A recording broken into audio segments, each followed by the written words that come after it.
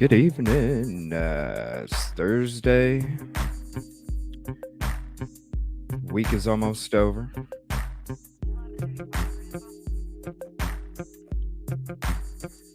And we're back.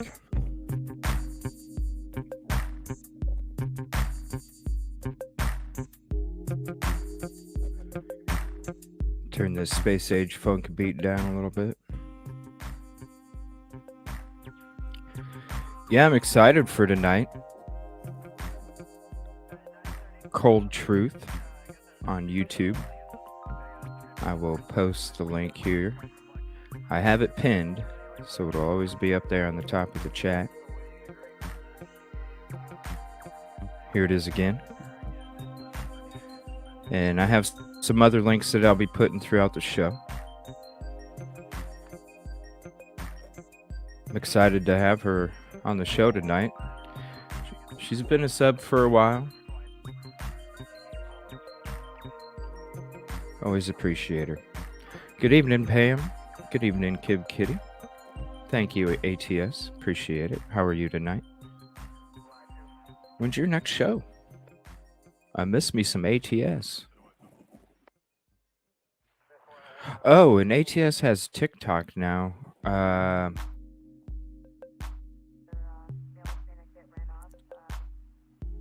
If you want to throw your link in there for your TikTok. I'm not a TikToker, so I don't have it.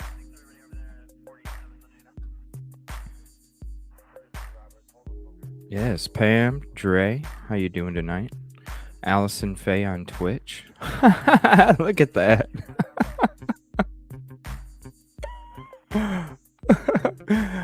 Oh, that's funny. I am too. Beautiful soul.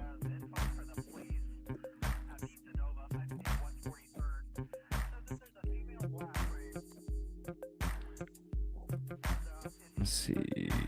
Jumping over to YouTube. Well, thank you, Allison, for saying hey on Twitch. I wish it showed Twitch messages. Okay, but don't. Yeah, I listened to a little bit the last couple days. Very interesting. Very interesting. Good evening. Storms are brewing. Yeah, storms are brewing here too. We'll be having some nasty storms in this neck of the woods. Starting tomorrow? We're supposed to get 2 to 5 inches of rain. Possible tornadoes. Yay, I love that. You know what that means? I have no power for a couple days every time. But thankfully, this last one that came through, I think they said it was like a F1. It was a teeny guy, but it still did a lot of damage. Yeah. Oh, I remember that. You guys were all freaked out. I apologize about that. What's up, Cassie? Thank you for hopping in. Yeah, please subscribe to Cold Truth if you have not subscribed to her yet. Hey, hey, hey. Hey, hey, there she is. Good evening. I'm so excited. Very interesting case, everybody. Good heads up, though. Right? I'll have a Friday stream and then all of a sudden, crickets. Fingers crossed, though. Oh, man. I hope not. Because we're going to be having Kevin Kraft on panel tomorrow night. And I got some exciting videos to show you guys tomorrow night from Kevin Kraft. This new device he has, if you haven't seen it yet and what it can do and the customization orders he can make for you, oh my gosh. I'm going to tell you right now, if you drink wine and you have some wine glasses, oh boy, just wait. I need my YouTube logo on a cup. I love the emojis. Thank you. Hey girl. Thank you, ATS.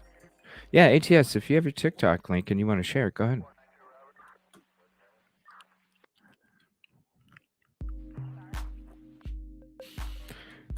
All right, everybody. Wow.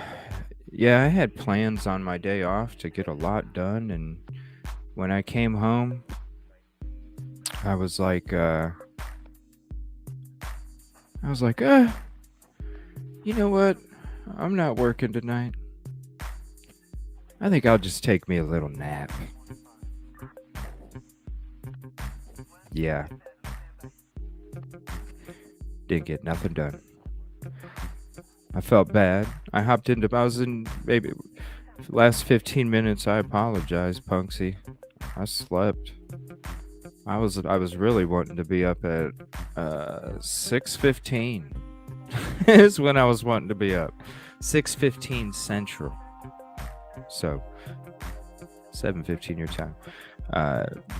But anyway, if you're not subbing Punksy, she had her show last night. Yes, there we go. Thank you, ATS. Yeah, if you're on TikTok, which most people are, that's the queen right there. That's the queen of YouTube. Welcome, everybody. Please hit like if you haven't already. And if you're not subbing, you're just checking it out on replay or it's your first time. If I earned it, please hit the sub. Thank you for stopping. I'm so sorry, Punksy. I wanted to get in there right in the get-go. You know how I throw the links all over the place. I make it rain links, Punksy. I make it rain links. All right, everybody. Got a very interesting case tonight. I really didn't even know about it. Didn't even hear the name before. And we were talking about Stephen Smith. And Cold Truth hopped in and asked anybody in chat if they had heard about this case. And I was like, huh. And I said, I didn't know anything about it, but I asked her if she was knowledgeable in it. She said, oh, yeah. I said, oh?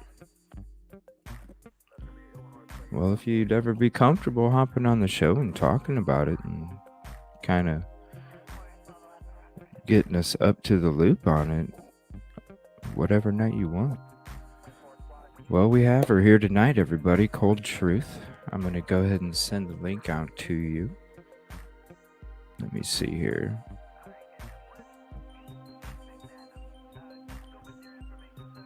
You can join whenever you're comfortable. She does have a playlist on YouTube. So I'm going to go ahead and click that link and I'll share that with you guys.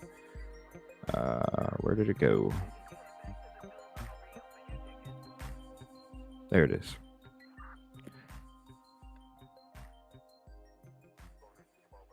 All right, so we'll shut the scanner down.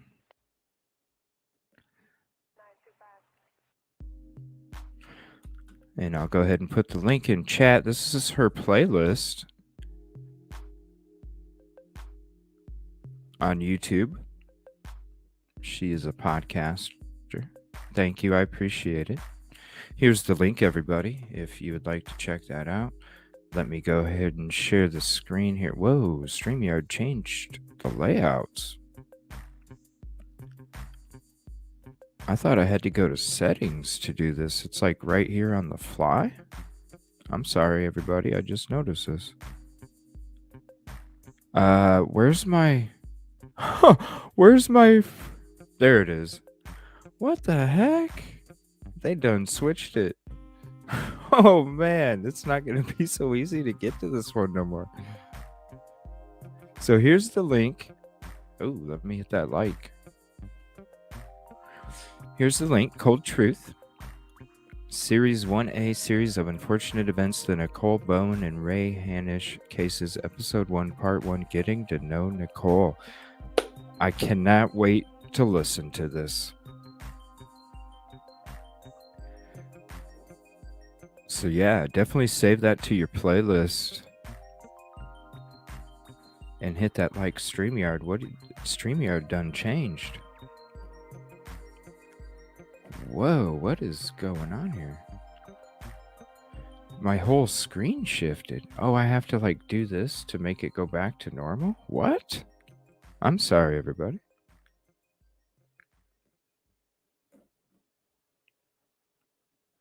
Whoops. There we go. That link. I'm just trying to figure out this new layout here. What the heck? And here, let me go ahead and get the next link I want to share with everybody. This is the GoFundMe. Let me see here.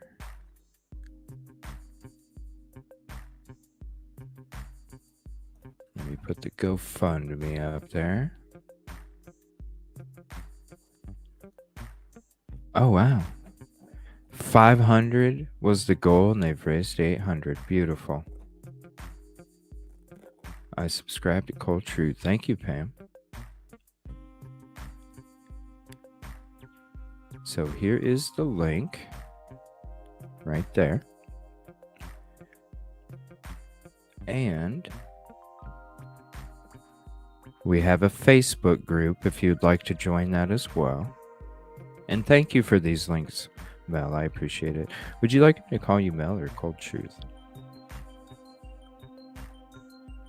And where is that?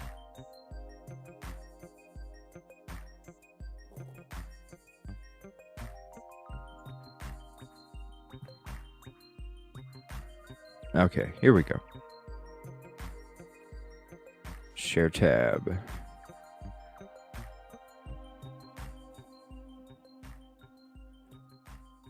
All right, there we go.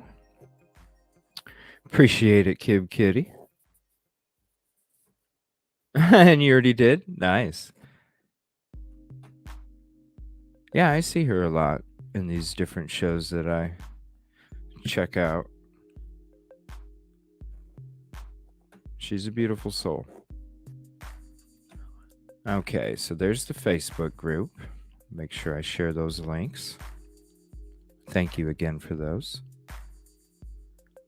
And oh, I'm sorry. Here's the playlist. There we go. Sorry about that. Right, Pam? She's like, I went to go sub and boom. I already did. There we go. There's the playlist.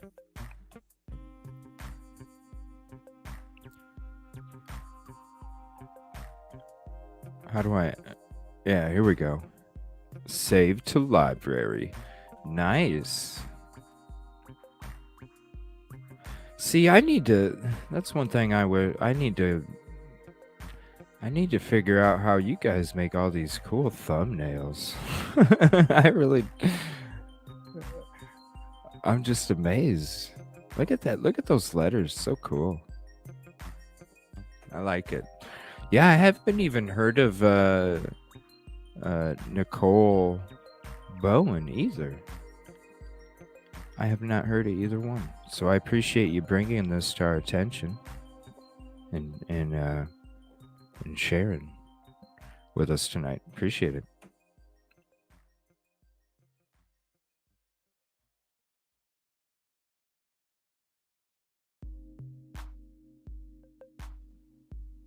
Okay, so let me see here. So I'm going to play a quick video here real quick.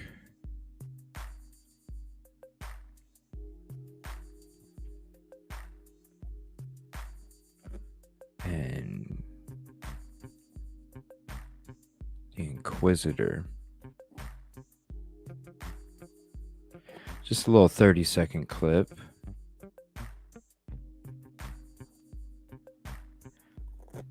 So Garrett Kurtz will be charged.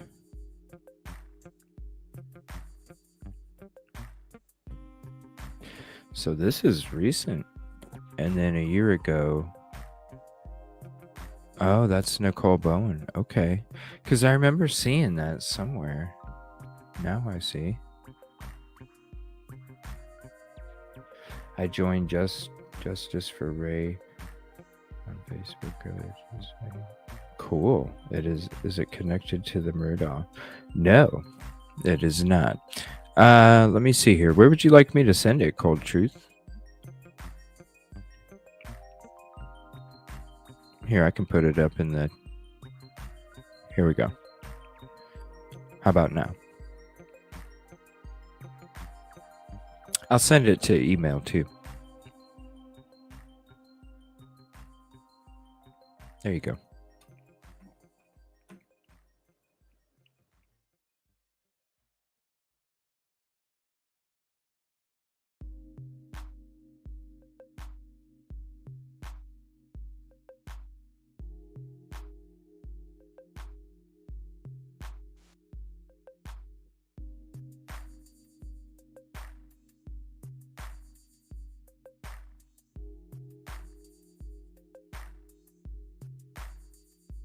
Got a new logo coming out this weekend.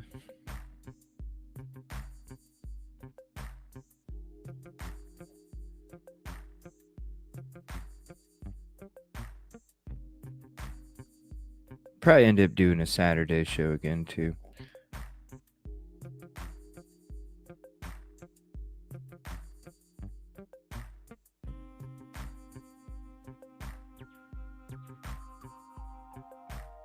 And I think tomorrow night we'll be talking theories.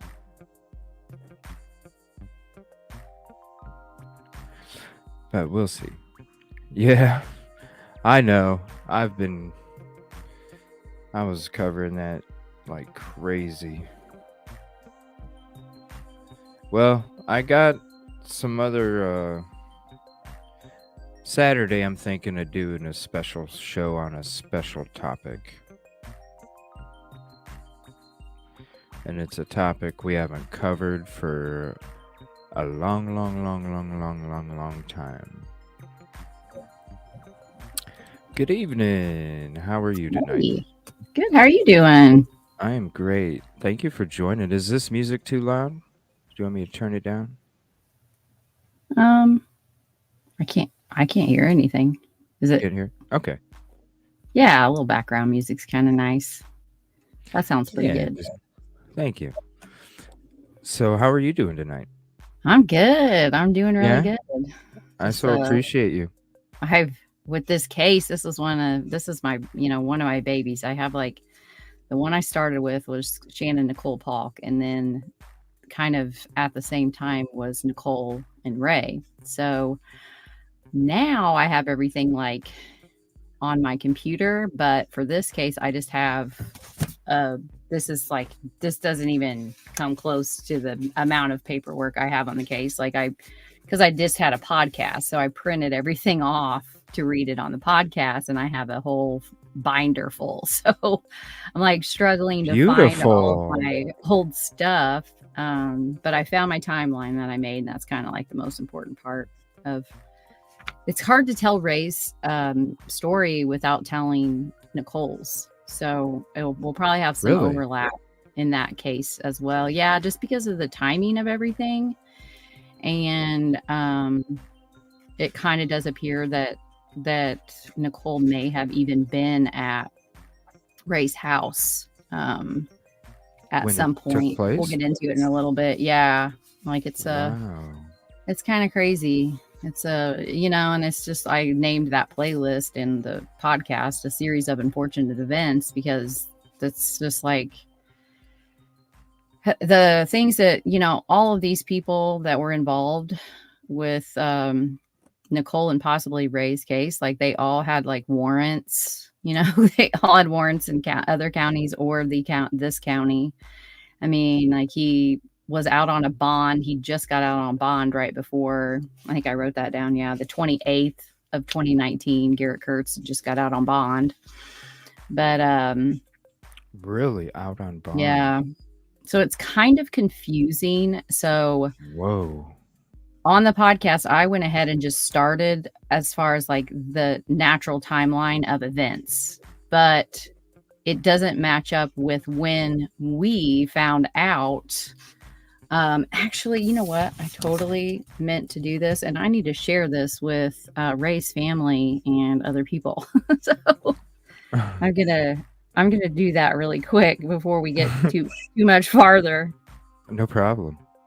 Like, what am I doing? Let me see here. So let me see. I have an article. This is December 28th. Let me see here. Oh, StreamYard. I can't believe it switched everything.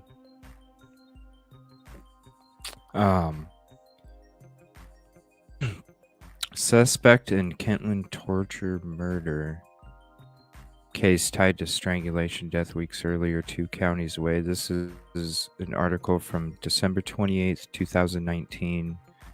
Family Read of that. Ray. How do you pronounce it? Hanish? Hanish. Hanish? Ray Mhm. Hanish. First, we're told he died of natural causes. The death certificate now says homicide. Prosecutor says Garrett Kurtz, suspect in Nicole Bowen's murder, is connected in some way. And this is an old article. There's just a bunch of articles I tried to see what I could find. So now a grand jury indicts Kurtz for murder and death of Hanish. This is March 1st, 2023.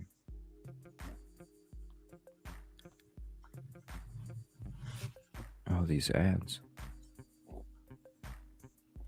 A grand jury has returned a true bill charging Garrett Kurtz, formerly of Lebanon, with 1 count of murder and 2 counts of theft in connection with the 2019 death of Charles Ray Hanish.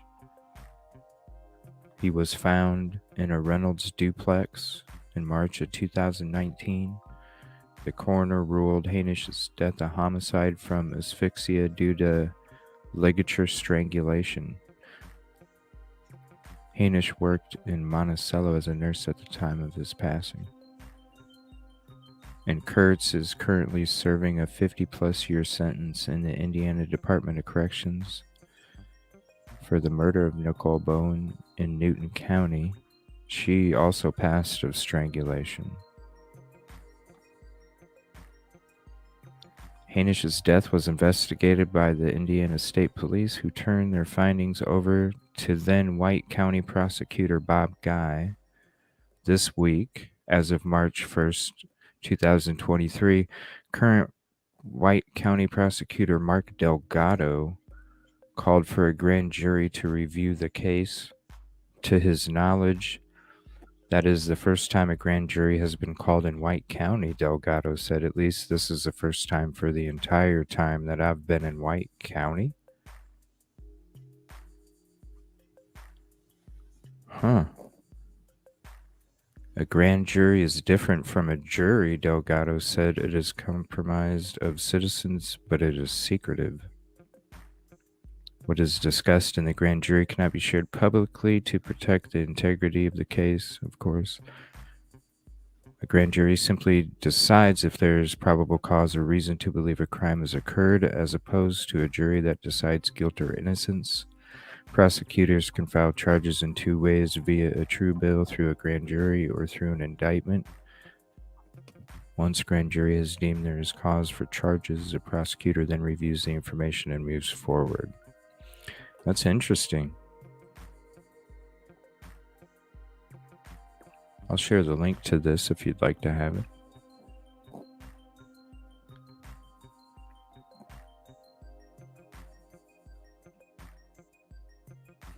Good evening, SRB. Thank you for hopping in.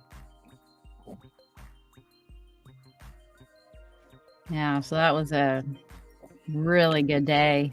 Wow. Actually, the prosecutor This month.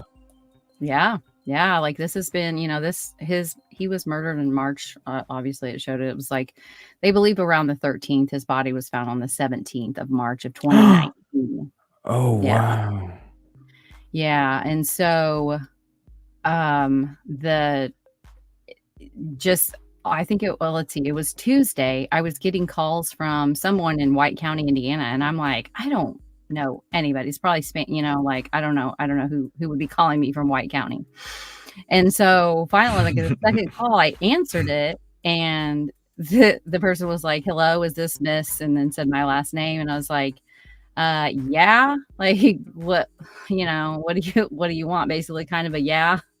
He was like, "I was calling for to follow up with you on an email you had sent to White County Prosecutor's Office. I am the new prosecutor in White County, Prosecutor Mark Delgado." And I was like, oh my gosh. Wow. So he was like, "I just wanted to personally respond to you since your email was never even opened by the old prosecutor. But I had sent him an email because I was helping Nicole Bowen's family, her mother Cheryl, her aunt Ginger, and they were all of a sudden they start sending me all of these screenshots and links to Garrett Kurtz's Facebook. They're like, "There's a family on there claiming that he killed their son. Like, what should we do? Should we reach out? Like, what can you help us?" And so I get on Garrett Kurtz's Facebook profile, and sure enough, it was in September of 2019.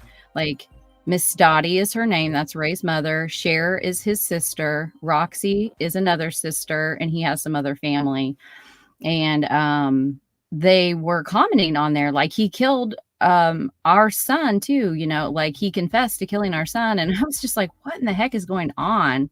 Because they had Nicole Bowen, they had already had a guy join a group that told this big long tale to them about how he was on the phone with Nicole when she was being murdered, and he had it recorded and was going to get it to them. He recorded it? No, it was a lie. He just made it up. Like, yeah, okay. So they send that to me, and this had happened prior to, the September when they posted in his Facebook group on Garrett Kurtz. And I was like, well, let's not believe anything yet, because like we've already had that scammer dude that we had to I called Newton County. I think I talked to the detective on the case, super nice guy. Got to meet them several times. He was like, yeah, no, we have not heard from that guy. Like, it's more than likely made up, but I'll look into it. And it ended up being nothing. Like, he just lied. So we were kind of like not really trusting whoever these people are on Facebook, just writing on his timeline. Right. Underneath all different comments. And so I can't remember who ended up reaching out to them, but I ended up getting in contact with them. And it was just what? Because Miss Dottie was told that in the beginning that Ray died of natural causes. And it wasn't until September, they were suspicious of that. But in September is when Garrett confessed to killing Ray but in Newton County, where he was being held for the murder of Nicole Bowen.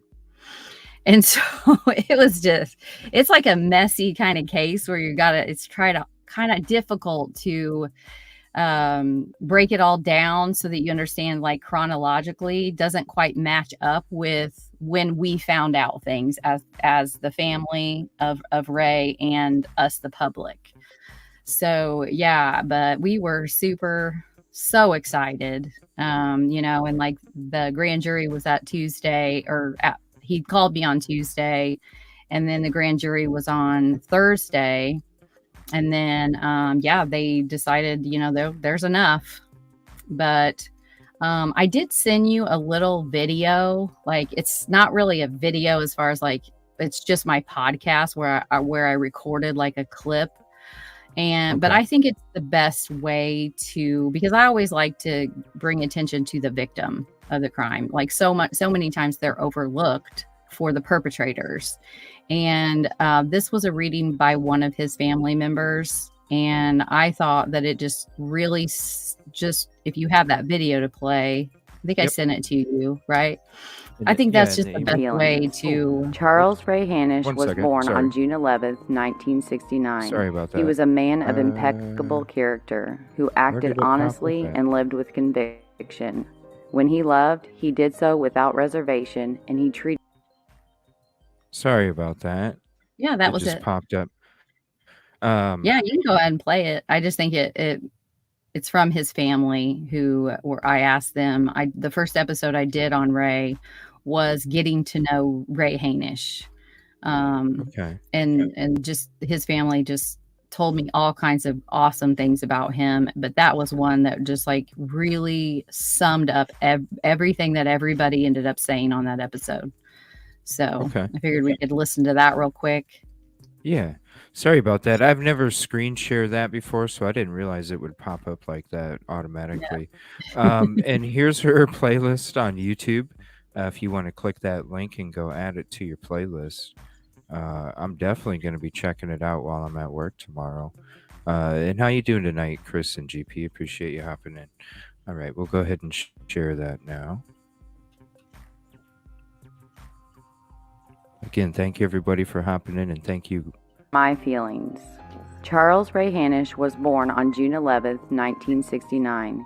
He was a man of impeccable character who acted honestly and lived with conviction. When he loved, he did so without reservation, and he treated everyone, even strangers, like family. His spirit could warm the coldest of hearts, and his humor could make you burst at the seams with belly laughs. He was vibrant, compassionate, dedicated, and kind. Anyone who knew him was better because of it. People like Ray are hard to come by, and when they leave, our world feels their absence. Sadly, Ray's life was taken from him on March 13th of 2019 at the hands of Garrett Kurtz. And as time has passed, we are left with far more questions than answers. Kurtz confessed to killing Ray through means of strangulation, but claimed it was an... Oh. Yeah, I didn't clip it quite where I wanted. And there was another quote that I found on Ray's Facebook profile. And I just... It really, how sometimes you hear things in your life and they change you. They change you for the better. They hit home and you always remember them, and you think of that throughout your life when you're about to make decisions. And Race had said on there, be careful as to not leave permanent scars on someone else's heart. And just like the depth of that, just wow, of like in this world of just, be careful that you don't hurt other people and leave scars on their heart that are not going to go away. And I think that just described him. He was a nurse. He, that was his love language, was caring for people. And he even so much so that he would open his home up to homeless people. Like, some of his family, they were just like, oh my gosh, like, what are you doing? Like throughout the years. Really? That's just to who homeless Ray was. people. Yeah, he opened his home to a young couple. and they ended up stealing from him, and just, like, it was just no bueno. But he just never lost that, like, light. He was just light. And I think that someone like him Wow. and his family, they described him so well. Like, um I'm sure there will be drag campaigns on his name by the defense if it goes to a trial. And that was just like a person like Ray that literally is a caretaker, like was his profession. He was a licensed practical nurse, if I am remembering correctly. I know, like, a nurse of some kind. And he just gave back. He gave back to his community. And I know that talking to family and his friends, they all talk. I had, I would say, 8 or 9 people, and I had to, like, cut it off at that because I couldn't like get it, like, any more on the podcast. They all interviewed with me Wow. because, like, his friends, his niece, his brother, or not his brother, his sisters, his mother, of just telling about Ray and who he was. And that's why it was kind of obvious from the get-go that Garrett Kurtz, the story that he told was that he did kill him, but it was a rough sex act gone wrong. But there was no that was not, I talked to his former boyfriends of Ray, and they were like, no, that was not Ray's personality. He wanted the white picket fence. He wanted to be married. He wanted to have children. He wanted the happily ever after with a partner. And he was on gay dating websites, and I did find him on there. And this stark contrast between Ray's profile and what he wanted out of that dating app, the couple that I found him on, was so vastly different from a lot of the others. Like, he wanted the love of his life. That's what he was looking for. And I think that, obviously now that Garrett is charged with murder and theft, 2 counts of theft, it is pretty obvious. Yeah, he stole his car and his TV. Whoa. And his wallet, his credit cards. He threw a party in his house, just a real serious. Yeah. And it's been a kind of a point of contention because there's a person called Open Secrets that released some audio of Garrett and her talking on the phone, and her and Christopher Mathis. In those, she didn't share the one that she says he confessed to her that he had staged the scene. I sent emails, the family made calls, like, please get the Newton County, get the recordings, because those are saved for like 5 years. Any recordings that go in and out from any jail, Newton County, in this particular incident. But to get that, and because Christopher Mathis, she did release the part where Christopher Mathis did say, did he tell you about what he did to Ray? Like, he targeted him on a gay dating app and then staged the scene to make it look like a rough sex act gone wrong. But, and I have other information as far as just like the autopsy and things that lead me to believe that there was definitely a staged scene. Because of the lack of like a particular type of evidence. So that's all I can really say about that. But like, I'll kind of start with the timeline here. So this is Ray's timeline. So on March 5th, he was talking with family. He was switching jobs, and he'd moved to a smaller house, and that was told to me by his I think she is his niece Angie, sweet girl. On March 11th of 2019, that was a Monday, his nephew, had stayed at Ray's house with him, and he left Tuesday morning before Ray awoke for the day. He said that there was nothing out of the ordinary that happened on Monday night, like all was well. On March 12th of 2019, which was a Tuesday, Cher, his sister, and Ray started messaging on Messenger on Facebook. They were messaging back and forth till about 10. The last one was at 10:29, and he mentions a message that he got online from a girl offering her boyfriend up for sex to pay her rent.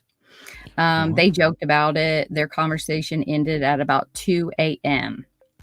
On March 13th of Wednesday, Ray was messaging back and forth with his sister overnight, so into the morning of the 13th. At around 2, so on the 13th at around 2 a.m., Ray sent a message to his niece, and that, it was not odd for Ray to be up late. He was a night owl, plus his work schedule was evening, and he was telling her that he loved her. And at 12:18, he said, "Hi, baby girl." And at 12:37, she says, "Hey." And at 12:53, he says, "Love you." And then he had a call with Cher, and that same night, and he was like, "Man, obviously, like, that's not like what is going on with this offer, but like how Ray did with that other couple, like he reached out. Like, I think what happened was he reached out to them and was like, you can come and stay here, kind of a deal." Just kind of like based on his personality. And he was just like telling her like how horrible that would be, like, like that you're literally homeless. It's in March in Indiana, and like, trying to help. But yeah, and so that goes to March 13th, on 29th. He didn't answer his phone when his mom was back in town, and he had talked to his mom prior to that, and he had told her that he had been spring cleaning. Okay, because that kind of comes into play later on. So he was sent pictures to her of like all of the cleaning that he'd done, and he, was just like bragging, like just like showing mom like what all he had done to get his house really clean. So his house was clean as of like the 12th. And then so the 13th, his nephew was messaging him, and during that day, and he did not respond. His nephew called around 4:30 because he was supposed to spend the night that night, and Ray didn't answer the door. So Sean did not have a key, and because his car was gone, he assumed, because Ray's car was gone, he assumed that Ray was gone, and so he left after waiting for about 4 or 5 hours. And he waited for 4 or 5 hours. Yeah, because he was staying with Ray because he lived out of town, but he was working down. So I think he said like he kind of, like, I don't think he was just kind of hung around the area of Reynolds, where Ray lived. So that, he's just thinking he's out for a little bit. He's going to come back, and then, but he finally had to drive all the way home, and it was like an hour away. So that meant that next morning he had to drive a whole hour instead of like 5 minutes when he was staying with Ray. Okay. But so I do have a note here. To our knowledge, Ray did not respond to anyone after his messages with Cher that ended at 2 a.m. So 2 a.m. on the 13th.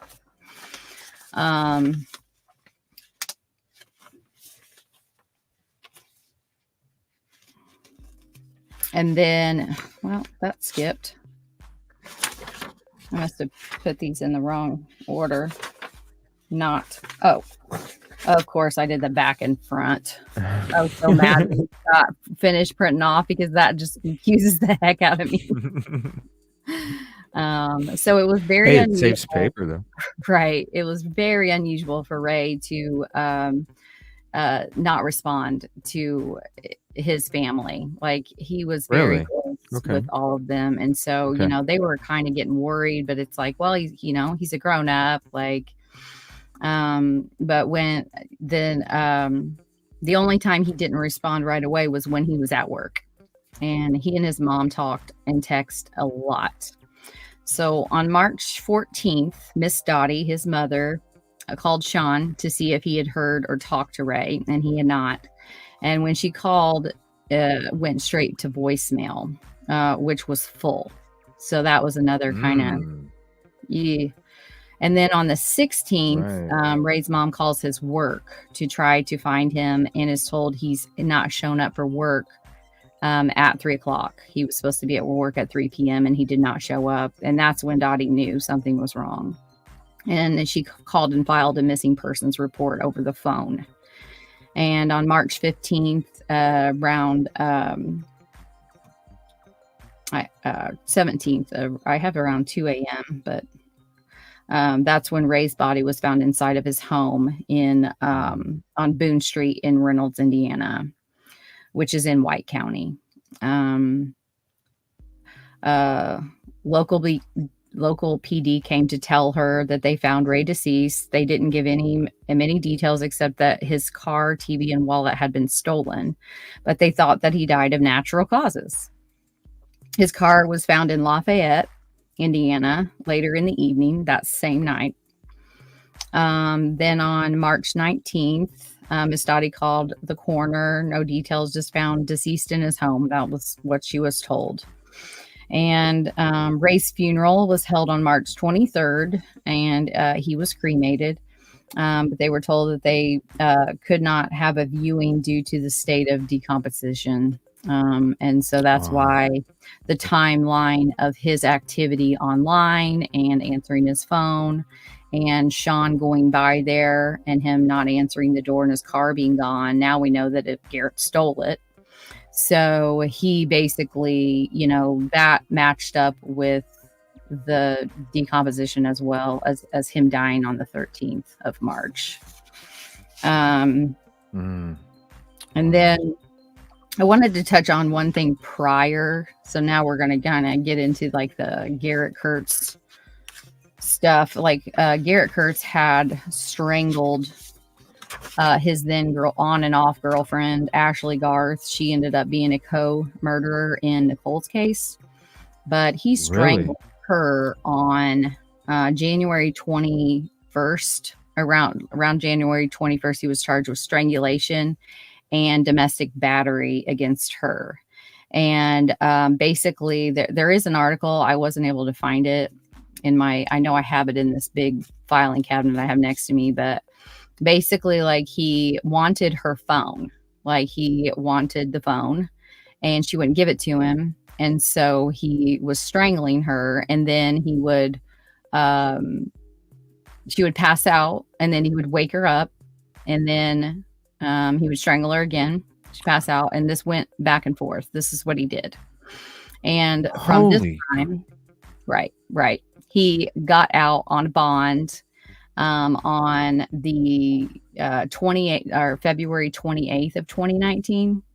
So it's just, so he had a warrant out because he also violated the protection order against Ashley Garth. It's called invasion of privacy if you look it up on his My Case record.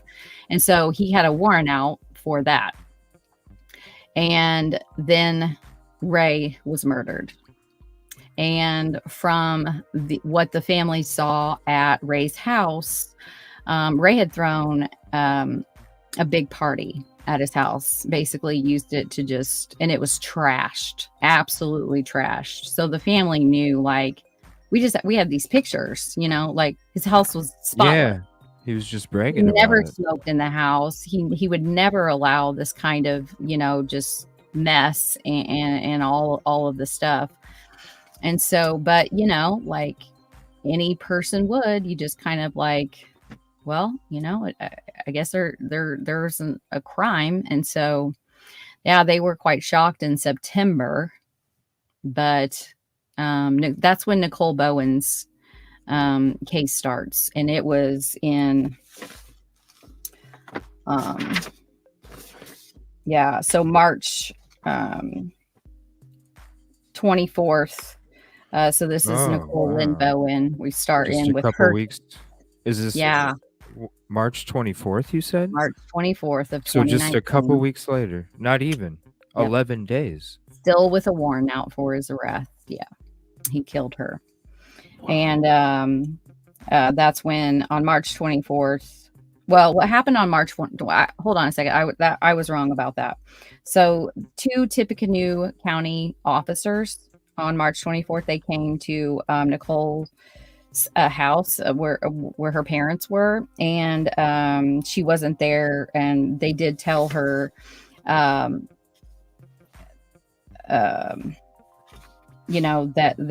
they were looking for her to talk to her about something. And then on March 25th, Nicole Bowen's sister let her know that ISP were looking for her. They wanted to talk to her, and they made plans to go to the gym while they were texting. And she asked her if she would still. Nicole asked her sister, "Would you still love me no matter what I did?" And at some point between the 24th and the 27th, her family let her know that law enforcement was looking for her. On March 26th, or 27th at approximately 8:30 at night, comes by her mom's home. Nicole comes by her mom's home to tell them that she will be getting her a new car title in the mail. Grandma's the only one home. Her new car is a Scion color. It's a silver in color. And on March 28th was Nicole's last contact with family. And she asked her Aunt Ginger if she could come over that night. And she needed a safe place to stay, is what she said. And even offered to sleep in the garage in March. And she told her no, she would sleep in the house. Like, no, you're not sleeping in my garage. You're sleeping in my house. This is Nicole's Aunt Ginger. So she was scared. And he asked her what was wrong, and Nicole told her that she would tell her when she got there, and she never showed up. And then on March 28th of 2019, 3 of the 5 are listed as that's their charging date in DocsPop and on my case.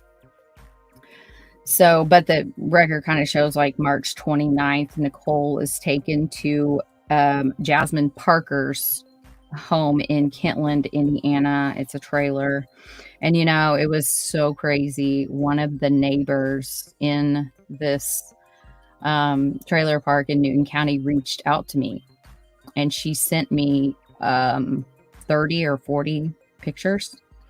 Really? Where she was right across the street from Jasmine's mobile home.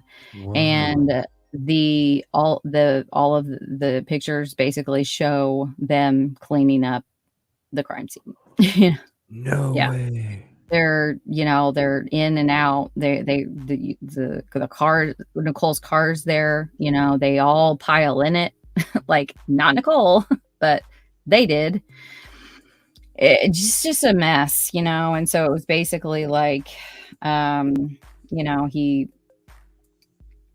this was like on the 29th, Nicole is taken to Jasmine Parker's trailer in India by Garrett Kurtz, and he claims that she went willingly to, quote, hash it out or fight it out with his on-again, off-again girlfriend, Ashley Garth, the one that he has a protective order and is not even supposed to be seen. So... I have a question. Yeah. Do you know if Ashley was the one that got that initiated, or is that something that the courts automatically did? I'm pretty sure the courts did that because it was a 911 call.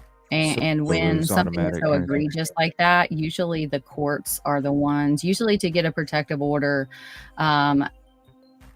without, you have to go through a filing civilly. If you just say someone does something to you online and blah, blah, blah, then it's a civil court. But when it is an actual police, an arrest, he was arrested on this, the judge usually puts the order in place, regardless of what the victim wants, and then later the victim can request of the court to drop that. I've seen that happen in Okay. other cases. So yeah, Okay. just the fact that he'd done all of that, strangulation all 3 times, and his co-conspirator, I believe that Talitha Beckley, Jasmine Parker had more to do with the murder than what they were charged with for Nicole. But they were charged with assisting a criminal when the criminal assisted commits murder. And crazily enough, that is only around a 6-year average sentence. So you can help someone with What? murder in the state of Indiana and serve half of that because it's a good time. Wow. Isn't that nuts? That is So 6 years. that's what they got. And they also had a bunch of other charges. All of these, they were all, addicted to drugs. But Ashley Garth, and then during the trial for Garrett Kurtz pled guilty to Nicole Bowen's murder. And then he confessed, I think he was totally expecting to be charged with Ray's case way back in September of 2019, he said he did Right. it. Right. And Yeah. I think the situation there, this is just my opinion, but I believe that the prosecutor at the time, Robert Guy, was just I just think he was a bigot. I think he was a hateful man, and he was just like a bad person. And here's why. He told the family, one of the things he told them was, well, with the lifestyle your son lives, something like this was bound to happen. What? That's Who said just that? Who said the that? prosecutor. And then he told them, well, you can just take the justice that Nicole's getting, the 55 years that Nicole's getting, and just take that for Ray.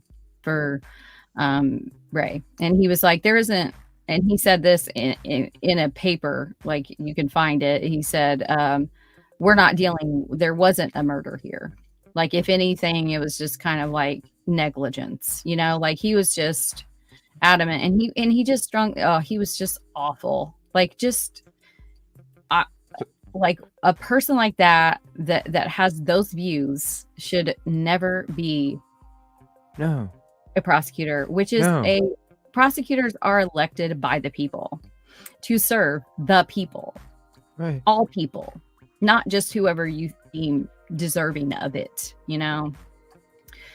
Hey guys, thanks for coming over. Yeah. I see Chris and Justice and Crime Geek. I put the appreciate link it. out. So yeah, Well, thank you. I appreciate it. GP earlier. He shouldn't even been serving groceries at freaking Walmart. I mean, what No, the he heck? should have been in jail. Right. I mean, he had a warrant out. This is Robert Guy, you said? Robert Guy. Yeah, he shouldn't be.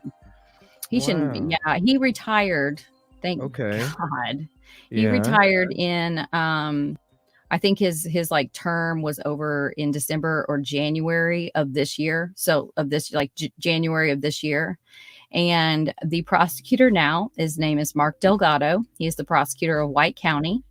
And he literally, he takes office, I think it's the end of January.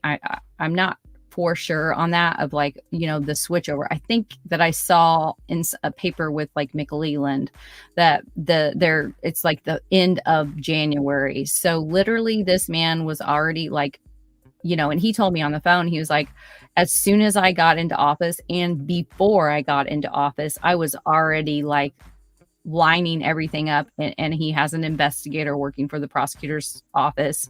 They were gathering everything for Ray's case because that was the one that he wanted to, and he told me, he was like, I had to ask him about why do you think that he wouldn't charge him, and then you were able to through a grand jury. And he was like, I can't, I don't want to answer that. And but he did say, he's like, I was elected into this office for the people of White County, and I am just doing my job and making sure that justice is served for Ray. That is what the people have elected me for, and that's exactly what I'm going to do. And That's it's just awesome. like goosebumps. That is awesome. Yeah. Yeah. That's and so, amazing. yeah, literally, like, thank God for that man. And grand juries, and he even said in the article you read, like, he'll probably use them more often. They can be very helpful for a prosecutor because obviously they cannot talk about what they hear, but a grand jury is kind of like a mock trial, and so he was able to present evidence, call witnesses, and they were heard by the grand jury. And the grand jury came back with, we feel that if we were on the jury for Ray Hanish's case, we would find him guilty of murder, auto theft, and theft. So, that's what he did. And within days, that's what the court docket states. He was charged. And right now we are awaiting a initial hearing on April 3rd at 9:45 in White County. There is a summons for Garrett Kurtz to appear before the court in White County. It does say that it was sent by certified mail to him because he is in prison now for serving the 55 years. It's 50 or 55 that he got for Nicole Bowen's murder. But yeah, he it said it's like returned mail refused. So hopefully that gets figured out before the 3rd. But yeah, yeah, we're gonna be there. Like I drove to Kentland, so many trips to Kentland for Nicole Bowen's case, and Ray's family came and stood with them and sat with them and cried with them, and those families became so close throughout this process. And they're just forever bonded. Unfortunately, it was because their children were murdered by the same people. But yeah, just a series of unfortunate events that should have just never taken place. And Ashley Garth I went to her murder trial, and man, it's hard to even, for Nicole, it's hard to even put it into words how despicable that woman was.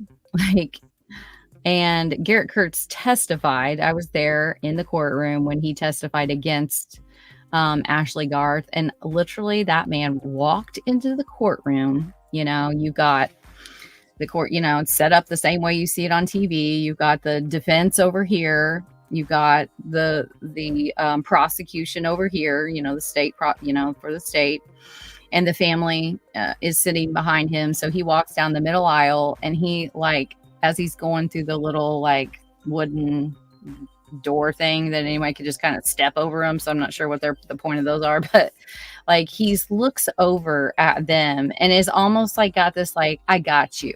I'm helping you today. And he just kept looking at them as he was testifying against her of I'm doing you a big favor. Wow. It was so gross. You killed her too, you killed our daughter. Don't look at us. Don't look like you're, he just kept looking at him yeah, I got you. I'm gonna get her too, I'm gonna help you out by getting a conviction against Ashley Garth. But she was absolutely, the depravity that I saw in that woman was astonishing, because she was out on bail. She was out on bail, which in Indiana, there is no bond on murder, except for when you request and any defendant can request a hearing. It's called a meaningful bond hearing. We see that in the Delphi case as well. But the burden of proof is on the prosecution. And so Drinsky, the prosecutor there in Kentland, he did not want to try his case by, before the trial, because it would be public record. And so he decided that give her bond. And so she was out for a year and a half awaiting trial. Yeah, just out free. Wow. And they live near each other. So it's just like this poor family had to deal with her being out. So she's showing up to the trial every day because she's not showing up in a jumpsuit. She's showing up just, like she's been at her home that morning and now she's coming to court. And I really felt bad for her family because they just followed her around like little ducklings, and they just looked so embarrassed. But she was just so, I don't know, just like bombastic, like just had no couth, no character whatsoever. And she would just walk right by the family, like, outside of the courtroom. Just make sure that just they no saw soul. her. No. And one Just day no she was soul. mad about what was going on in the trial. And so I was there that day, and there's like the Newton County is super tiny. It's a tiny courtroom. And there's the elevator was like not working or whatever. So everybody had to go down the staircase. And it's a large staircase, right? And so she's trying to throw a temper tantrum and run down the stairs and like be all huffy puffy. And I just so happened to be in front of her. And so like I literally like took up the whole entire stairwell and like put my arms out, put my bag out. I was like standing there like this so that she couldn't get by me. And I walked so fucking slow just so she couldn't go her little fit and march out. Like, so disgusting. I wanted her to push me, and then I would like start Bayless like right there. If she pushes me down these stairs throwing her little fit, then she's gonna get some more charges for assault in the courtroom. That's crazy. Yeah, like, he's just are all of is Lafayette? Is that how you say it? Lafayette. Yeah, she lived in Delphi. How far is that? She was living in So Delphi. are all of these close together? Like all of these towns that you've said throughout this whole some they're all like White close County. together? If you want to pull it up, we can look at it on on Google. But yeah, it's just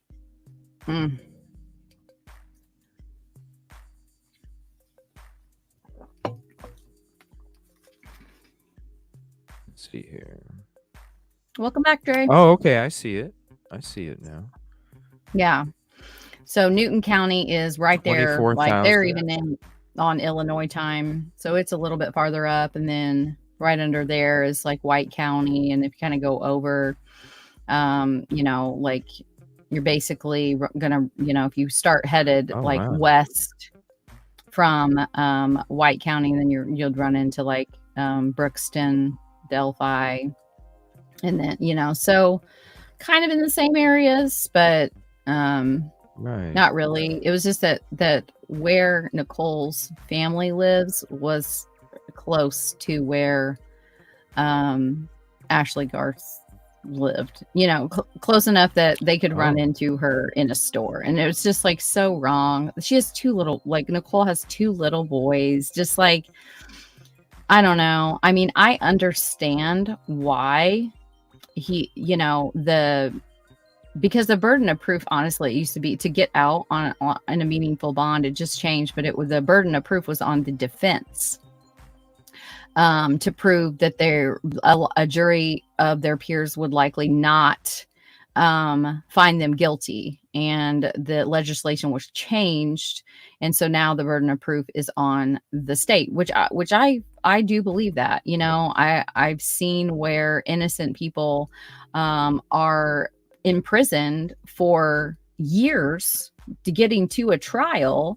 And then they're found not guilty. But see what I'm saying there? Like it was serving that time.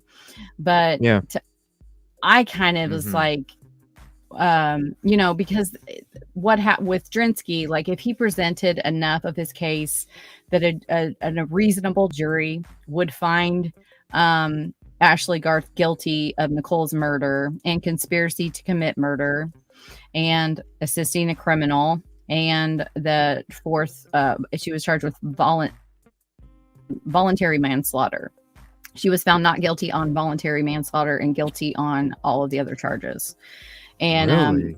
that they, so basically, like a jury of her peers would find her guilty just based on the probable cause that he had released and talked to a newspaper. I think it was Dave Banger.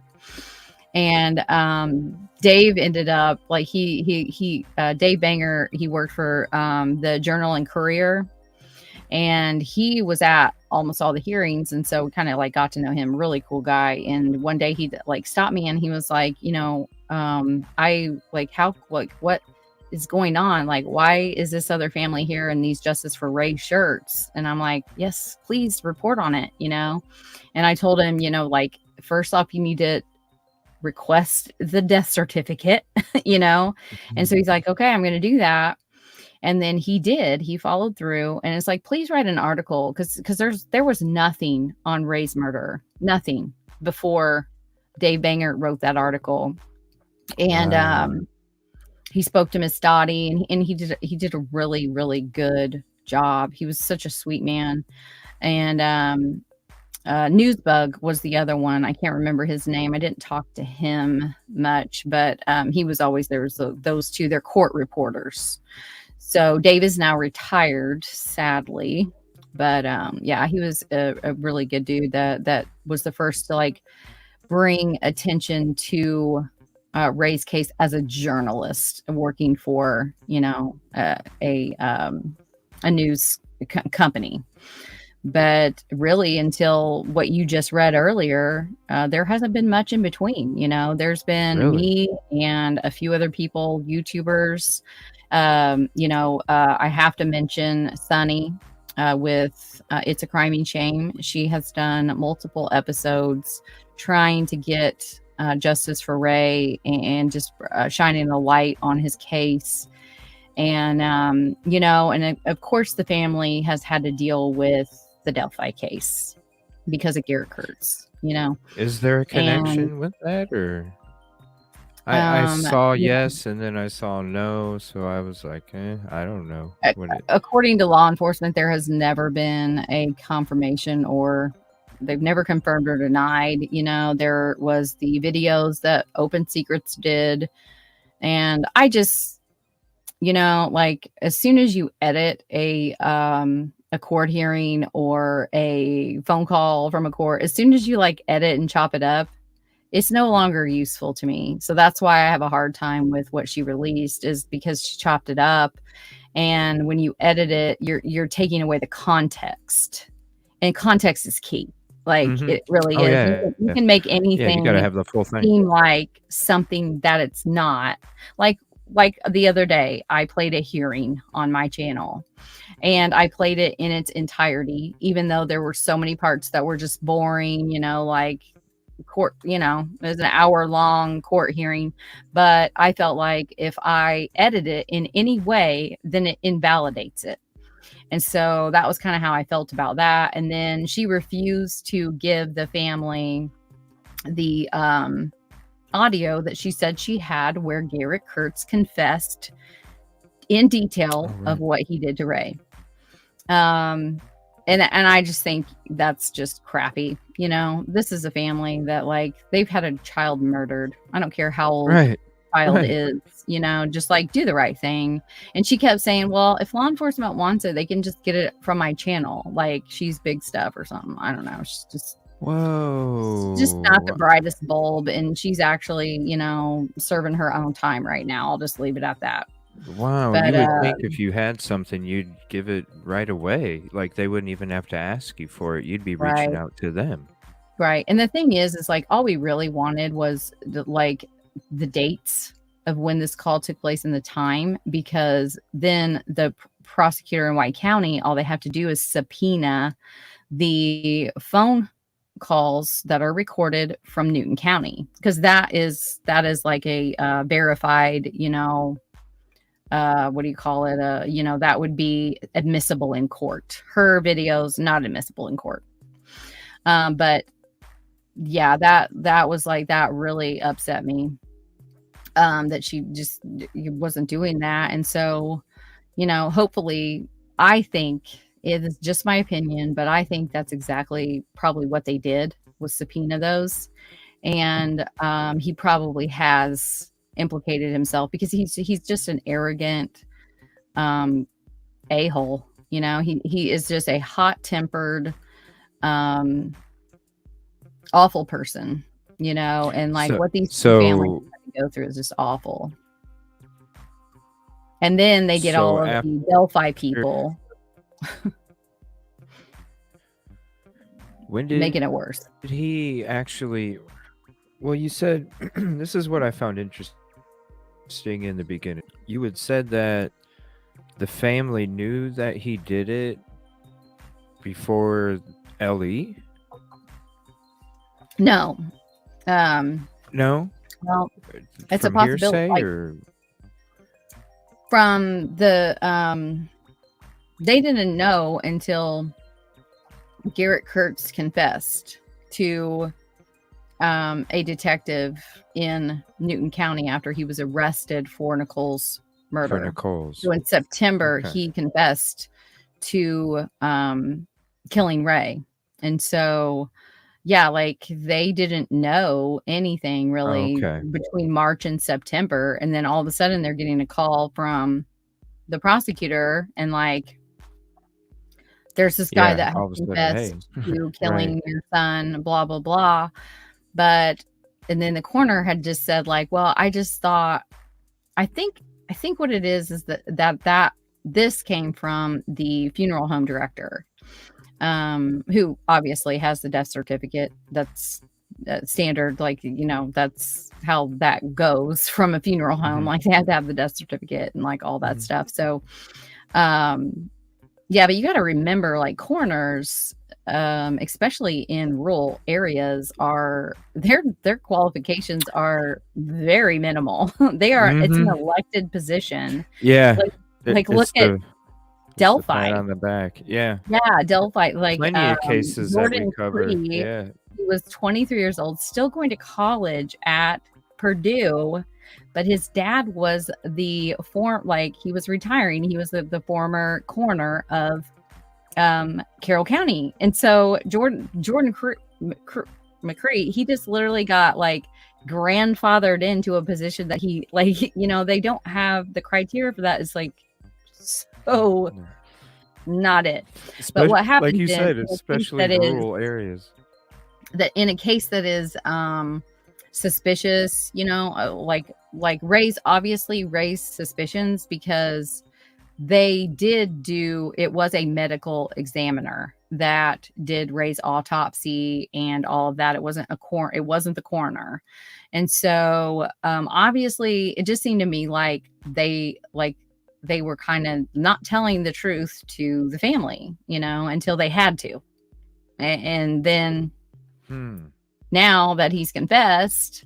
So yeah, that was like all the emails that I sent to Robert Guy, who, didn't even open them. But yeah, it's just a really crazy case. And, silver linings are like these two families are, made forever friends, and silver lining, for me as well, because I still talk to Cher and Ginger and so many of the family and Miss Dottie.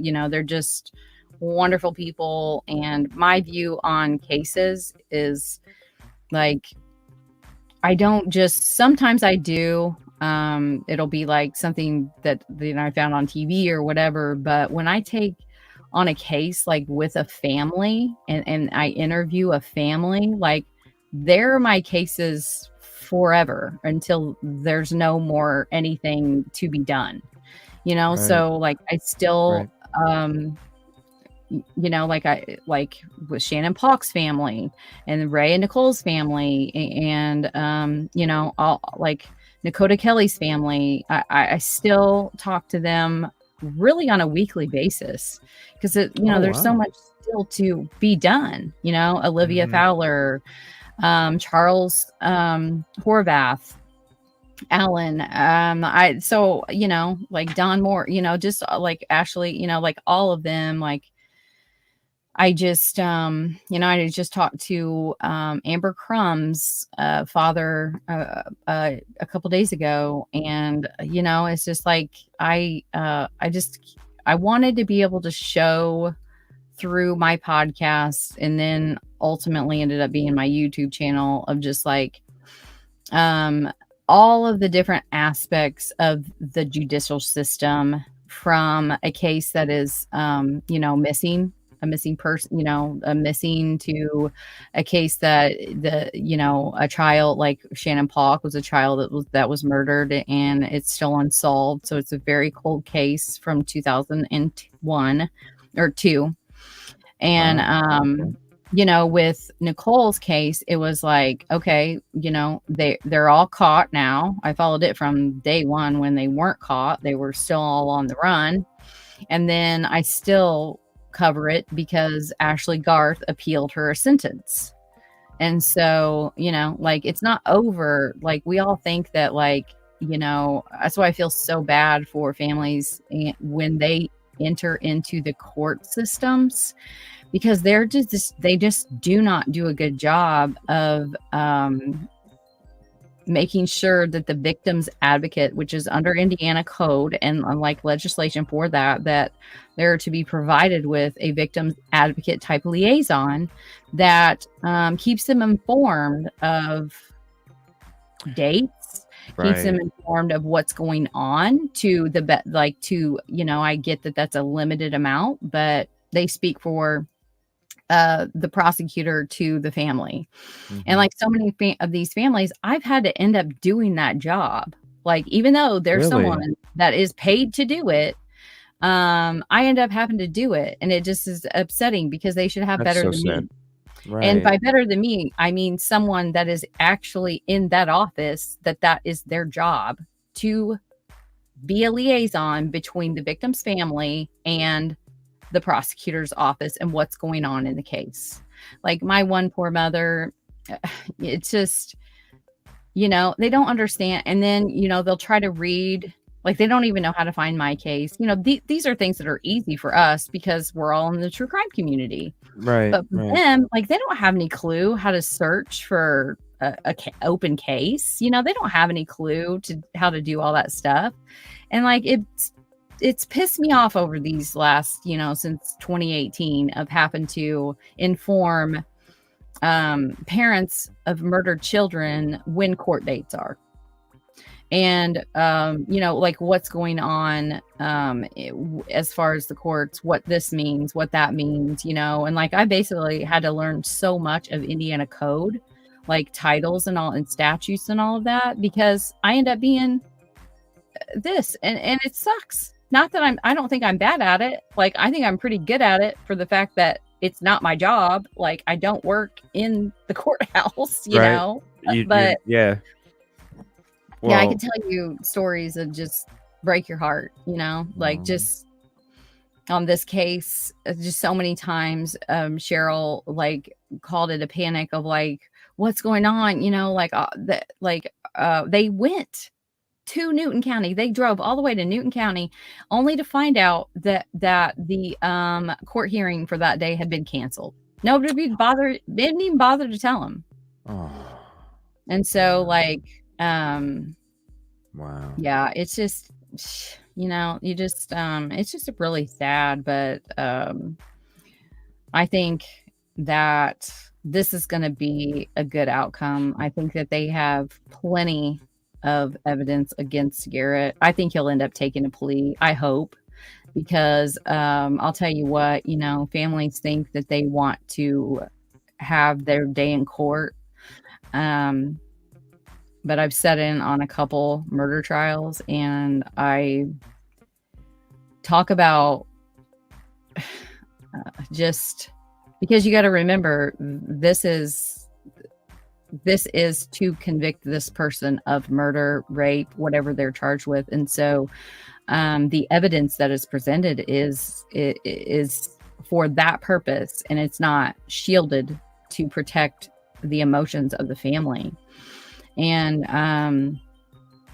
Cheryl was just bound and determined that in Nicole's case that she was going to be there, and she was at everything. And she sat there and she took it, and she had to hear the horrible things that were done to her daughter. I mean, she was tortured. They literally put between Ashley and Garrett. I mean, they put a rope, a scarf, not a rope. It was a electrical cord that broke. They broke it on her neck.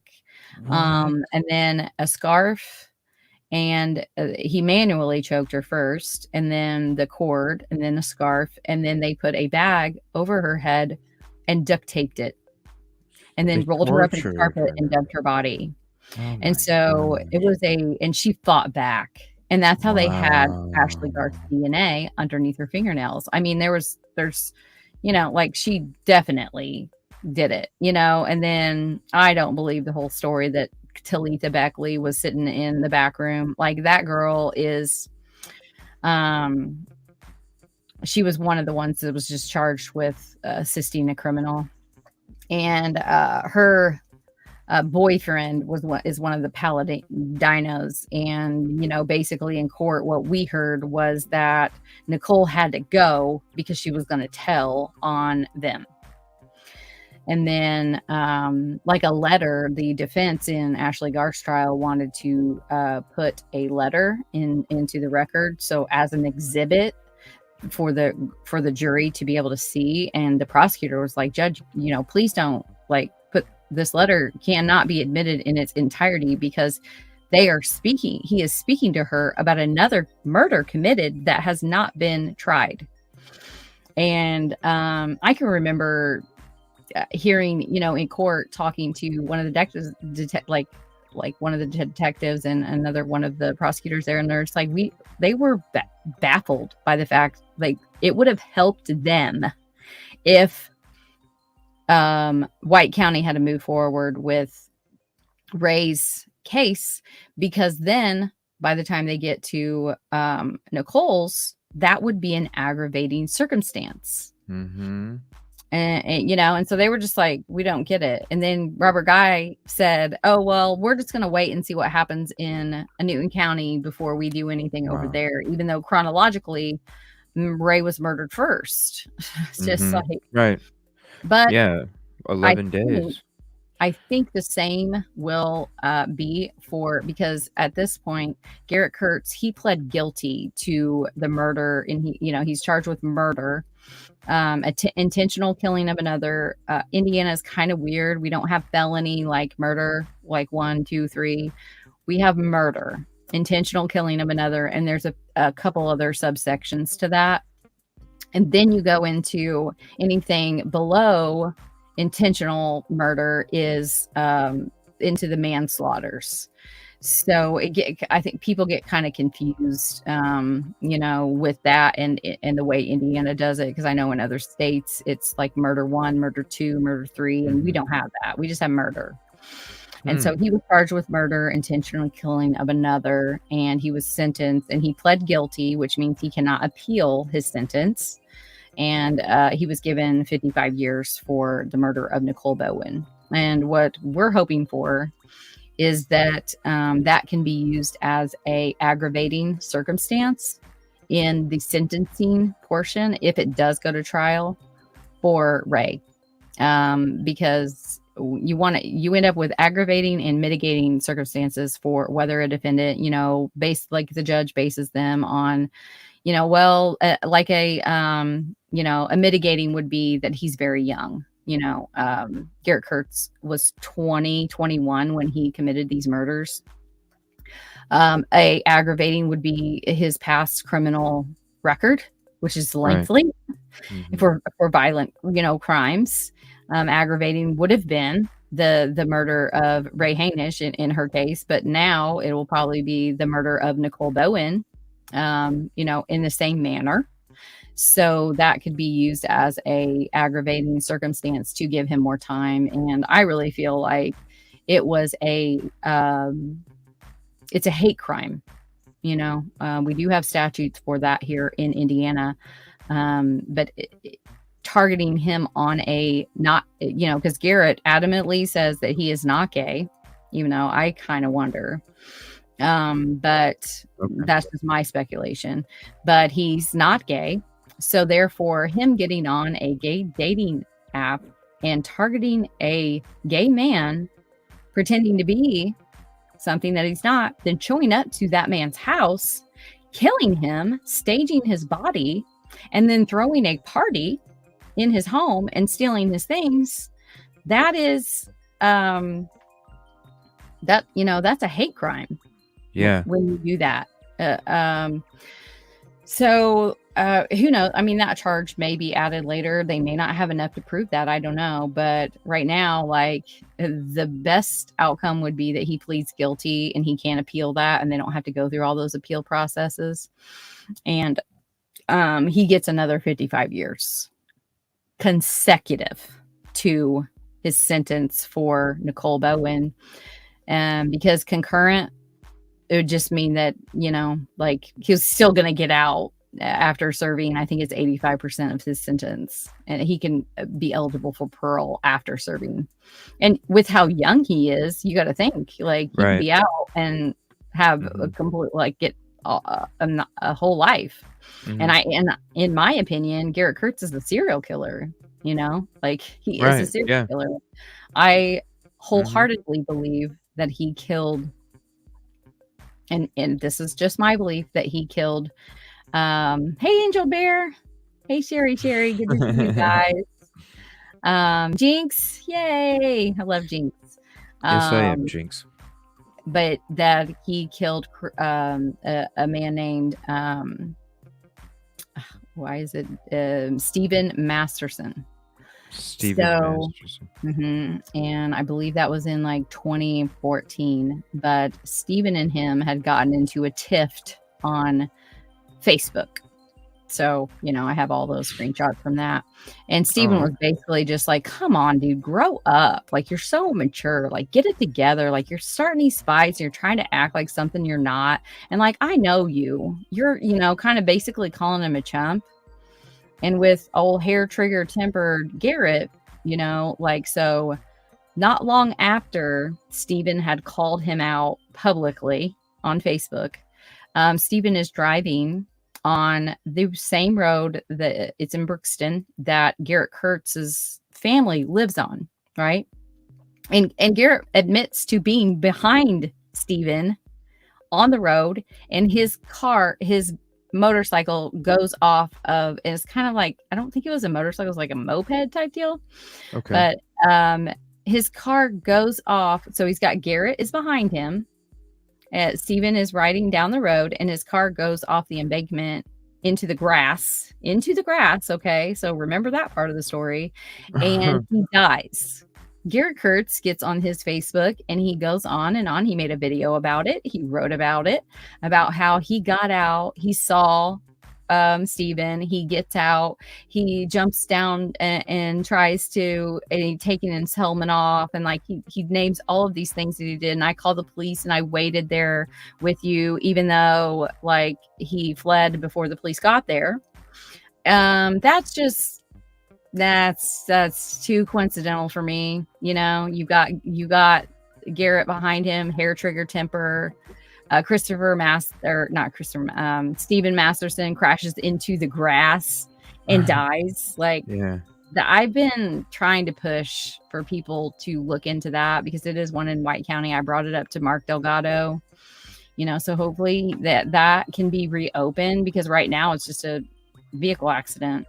Death. Really? Yeah. But with all of the statements that Garrett has made and placing himself there behind him in the fight, and that's why like Garrett keeps coming up in Delphi, because his dad was best friends with Ron Logan, who property owner.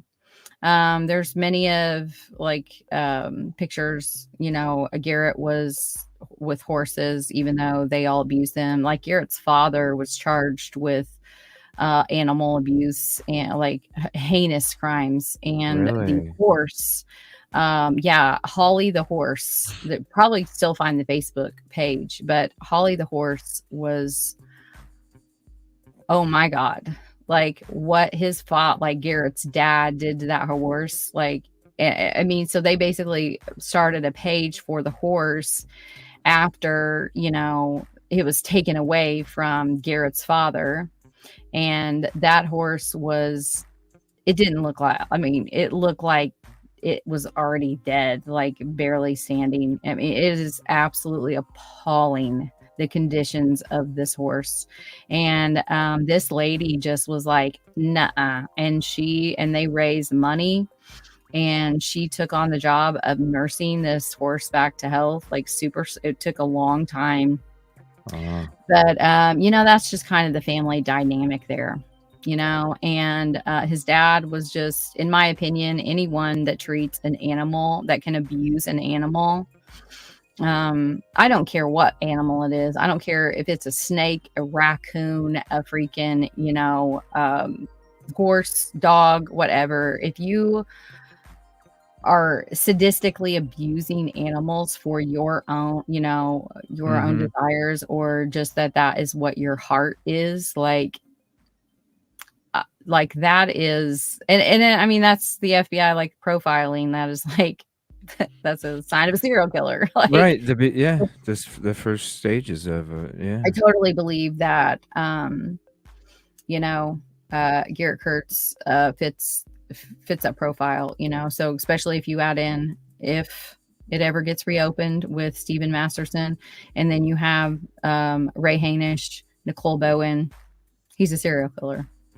Exactly. So and he's got a hair trigger temper, and he did know the bridge very well, him and some other boys that lived around that area were BFFs, and there's all kinds of videos of those boys being complete and utter nuisances to Delphi. And he places himself there. He said he was working at the what is that called, the Packers, like he was like there's all of these things that do kind of loosely connect him to the Delphi case, especially the connection to Ron Logan. He even said like he was like a father to me. Really? But he did steal from Ron Logan, and so that there was like a severed relationship there.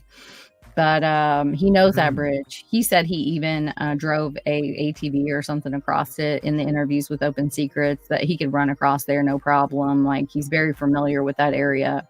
And, but at the end of the day, even though there are all of these, things that like I wrote down a bunch of like the pros and cons with the Delphi case. And it was just like, people it was up, like imagine you're a family and your child is murdered, and all people want to talk about, or why they're giving your child any attention, is because of another murder. And that murder was the Delphi murders. And like Cheryl, she's so great. She's just full of grace. She'd even said like, I want justice for them, so bad. And they sound like beautiful people. Her family actually, like the between Cheryl, like her extended family, and I think Ginger as well, they have volunteered and are on the board for the Abby and Libby Memorial Park. Oh wow. Yeah, that's like awesome. Really good people. I got to sit down and have dinner with them a couple different times, lunch, after courts, and just like, they are beautiful really souls. Good people, and kind souls and giving souls. And so like Cheryl like wanted nothing but justice for Abby and Libby, but at the same time, it's like, I have all of these people that just want to, they don't care about my child that was murdered at the hands of Garrett Kurtz and Ashley Garth and the rest of the delinquents. Like, they just want to know what they can find out because they're obsessed with Delphi. So it got like, and Ray too, same thing with Ray, because Garrett Kurtz is his killer. So it's just like, like, I think some people, they just do it. They don't mean to be, they're not doing it out of a malicious place. Yeah, it's I was I like it when,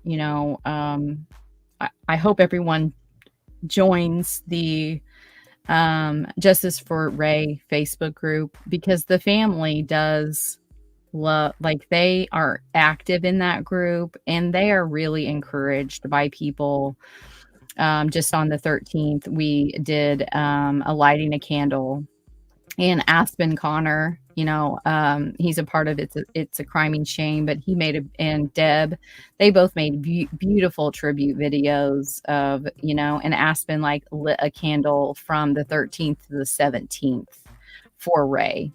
And the family just, because I talked to them behind it, like, in real life, like, they are so encouraged by that page. So if you can, join, it's got a long name, but, Justice for Ray Hanish Facebook page. Join that group and support them. And then the GoFundMe, like, I should have made it for a higher amount. I just wasn't thinking. But they have raised the 500 because they asked me to set it up for them. So of course I absolutely, and if you look on it, I just, need to say this because of, who like tries to send his goons to, just to make it seem like, but if you scroll down a little bit on the GoFundMe that you're on right now, there's a comment up so you can't see it. If you could take that comment down and see right here where it says Mel Roberts is organizing this fundraiser on behalf of Dorothy Hanish. So this does not go into my bank account. This goes in straight into the victim's family's bank account. Like, I set this up. I run this for them. It is not connected to my bank account whatsoever. I wish I had set it for higher because I wasn't thinking about, like, they're driving like, I think Miss Dottie has, for all the court hearings that will be, for this case for Garrett. I mean, they're driving like an hour and a half, 2 hours. Cher doesn't drive. And she's like an hour and a half, 2 hours away. Roxy lives in North Carolina. So that's the part where, like, I didn't put, because it's set up for, them to be able to, the gas money and lunch, and because they're going to be taking off work for these. Like, I watched Ray or Nicole's family, driving all the way there. They're all taking off work because it was important for them to be seen in that courtroom. So whether it was, and there were 5 suspects, 5 perpetrators. So there was a lot of court hearings, a lot. And they were there and just so you're taking a day off work, you got to get lunch, you got to have gas. And so this is just basically to help this family to, and with Roxy traveling from, the Carolinas, like, I didn't take into consideration that part of it, that she's going to want to be here. And she has been a advocate for Ray, and she's just a beautiful person. She's super smart. And, she's going to want to be here sitting with her mother to comfort her mother. And so some of this, if I think I'm going to change the amount, we can get her plane tickets, and we can do that as a true crime community and give back to these families and really start supporting things that actually support victims' families, because they are the by proxy victims. They didn't ask for their child to be murdered. They don't want to be in that club. They don't want to be, and we don't want to walk in their shoes. But they never thought that they were going to have to be in a case numbers, that because their child is now known as a case number, a cause number. And like, here they have to not only live with the death, never seen their child, their brother, their sister, their loved one on the earth ever again. They're gone, never to come back. But they're murdered. And then they have to go through all of how long is it until the murderer is held accountable, and then you got years and years before the case is ever meted out in court. And then as soon as there's a guilty, if it's a jury, and not just someone taking a guilty plea, then there's appeals, and those can Right. go on for years and years Forever. and Yeah. years. So they're never really, like this is like such a, like it just affects everything. Their whole life. There is the before murder and the after murder life. Exactly. And it's just so sad. And, giving to this GoFundMe, if everybody just gave $10, just think about all the people that have watched it, that are going to watch it on your channel, my channel, It's a Criming Shame, Aspen's channel, Kristen Behind the Crime Door just did a segment on Ray last night. And just all the people on Facebook and all the people, like if everybody just gave just a tiny little bit, we could really make a difference for a family that really does need it. They are not well off. Miss Dottie is, Ray was 49, Oh, wow. yeah, so like Miss Dottie, I believe she looks amazing. She is just so cute, and she looks amazing, and she is sharp as a tack. But I'm pretty sure she's in her 70s, So like, these are families that we can really, really, really help. It makes a real difference. Yeah, just Exactly. to ease any kind of burden. They're already going through so much, like. And these So, links will be up in the description too. So if you're on thank replay you. or if you need to go back to it at another time, they're already in the description already. Yeah, If there's any of those links that you want to send me, or as you want to pass them on to me, I'll definitely I'm all mhm. about promoting any of these GoFundMe's and stuff for Yeah, any of this these cases, because it This will be the really. main one, because I'm pretty sure I can go in and adjust the goal amount. So I think that it'll still be, but yeah, just, anytime. And thank you, Jerry. Thank you for your kind words. Mhm. Yeah, Allison, the world's gone crazy. Wow. Yeah. And thank you. I mean, geez, that's a lot of effort and hard work on your part. Uh, Yeah. Even invest in your own soul and passion into it too. I know it takes a toll on you as well. Yeah. I've had to take several breaks. I've actually been on one now, and everybody gives me a hard time because of the Greeno stuff that I do. And, mentally and emotionally, my involvement with the families, because it is, weekly, daily. Like I still run the page for Shannon Polk's Facebook, her unsolved murder. I just called, emailed the detective in that case. Like I'm not done when the episode ends, but the pain and the I think empathy and sympathy, like I sympathize like too much, and I can't imagine being in their shoes. And so I tend to lead with my heart on these cases and my families, like I will always try to help them, and I've accrued quite a lot now.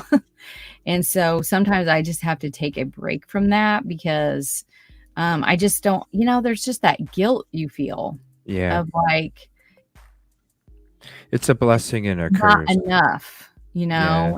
and of like, and then I feel guilty that I'm having some mental fallout from taking on these like families, and not being able, and feeling frustrated, and inside of that, of just not being able to help as much as I want to, and and then just busy with all the things that the court, they're not doing for them. They're not keeping them informed, so I have to do it. And I definitely get over invested, and it just takes a toll on me mentally. And so with the Greeno stuff, like I can help the true crime victims of the future, past and present, by exposing him. And so that's actually a way that I can mentally, like, still contribute to the true crime community, but not because it's like a by proxy type deal. Like, I can help all of the victims' families if they can avoid ever getting conned by him, or wrapped up in that. And so, I get a lot of slack for that. I don't really care, like, he hurt this family, this man's family that's on this live right now. And obviously you can see how passionate and how much I love them.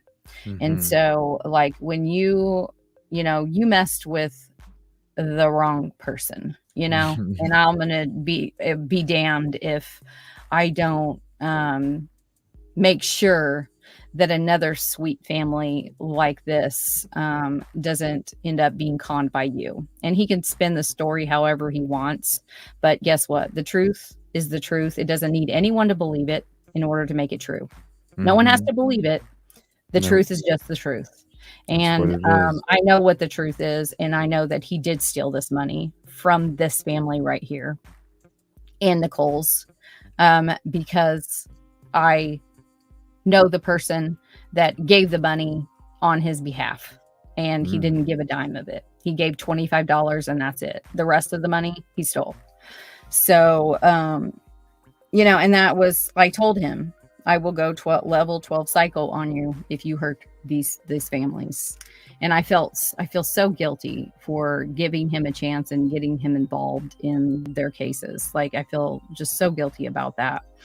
And so, yeah, like, that's how I can stay mentally well and still bring attention to someone that shouldn't be able to victimize victims' families anymore, because they are important, and I can advocate for all of them. He has put the Delphi families through absolute hell, and everyone took to horn for how much he has done for the Delphi. I live in Indiana. My kids were the same ages. My daughter was the same age as them. My oldest daughter and Libby, like, look so much alike that I have an Apple phone or iPhone. And so like in it, how you have like pictures, like a face, and then you can kind of click on that, and then it'll show you all the pictures that you have of that person. And Abby and Libby and my daughter look so much alike that when I click on my daughter's face to show me all the pictures that I have in my phone of my daughter, Libby's picture shows up in my daughter's. Oh, wow. Yeah.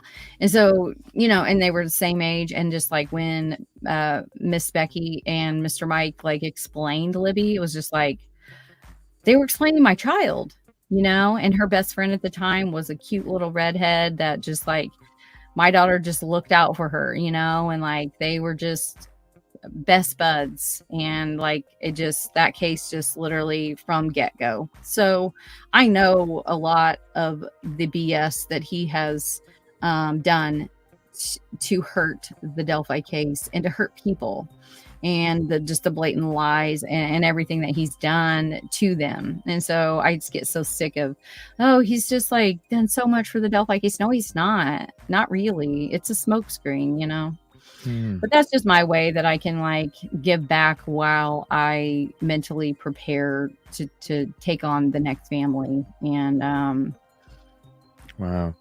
You're such an amazing person, and I appreciate you so much, not only for what you're doing for these other families, but just in general as a person, and someone that has that kind of desire and soul to be able to do these things, not for themselves, but for others. Yeah. You only go to sleep you're an with amazing yourself person. at night. Yeah. And like my thing is I would want someone to stand up for me if I was ever in their shoes. I would want someone to lend a helping hand and do what they could to know that they're not alone, and like so with my my aunt was murdered when I was young. My friend was murdered. I'm a sorry. decade or so ago. And so that kind of really, got me interested in the criminal mind of just why. I was that nerd in the library every week with a list of questions because we didn't have internet, and like just I got to know why. I got to know like what made this person, a killer. And so that's kind of like how I started in the community. And then, with the Delphi case, that was the first one that I was like really started like getting in groups and things. And then you see the families like commenting and the amount of times that I saw them trying to debunk the most heinous of rumors about them. And then you just really see like, wow, like I can't believe that all these people suck. I think what it is Right. that people are scared and they type out of fear of it happening to them. So if they can blame the victim, they can blame the victim's family, then they can distance themselves from ever being a victim of a loved one of theirs being murdered. Right. And I think that's the psychology of a lot of people. A lot of people are just absolutely wretched people, and they will lie, they will make up evidence, they will make up so many things just to get $1 or clout or whatever, and like I just despise that as a whole. It's just the worst kind of predators, to prey on these families that have gone through enough, and they don't need me, you, anyone else to make it worse. No other Right. creator. They don't need anyone to make it worse. And so many of these creators, and they make it worse. And I'm not special. I don't want any pat on the back. Like I'm just doing what I would want someone to do for me. And I couldn't sleep at night if I didn't at least try, like that's just. Well, and that's what makes you an amazing, beautiful person, is because you're so humble about it. And that's the special part of it. That's Yeah. why, the 95% are wretched, and there's the 5% that are the beautiful souls that exist. That's why they're beautiful, because there's very few of them. Yeah. And so, Do all this. I appreciate your humility. Yeah. But you are an amazing person, and I will always say that. And I appreciate you. I have been able to, discover, I'm dyslexic. I was diagnosed with mirror image dyslexia and dysgraphia and a whole list of other things, ADHD in kindergarten, in the 80s. So real rare to get diagnosed with all of that, especially severe ADHD in the 80s. But through this, like I've been able to find that like I am so glad that I'm dyslexic. Yes, I have to read every single day, lots of papers every day in order to retain the ability to read. And I can't write. I can't, it's not legible. I don't even know. Like in my head when I am writing it and looking at it while I'm writing it, it makes perfect sense. And then you go back to it and it might as well be like another language because it's not.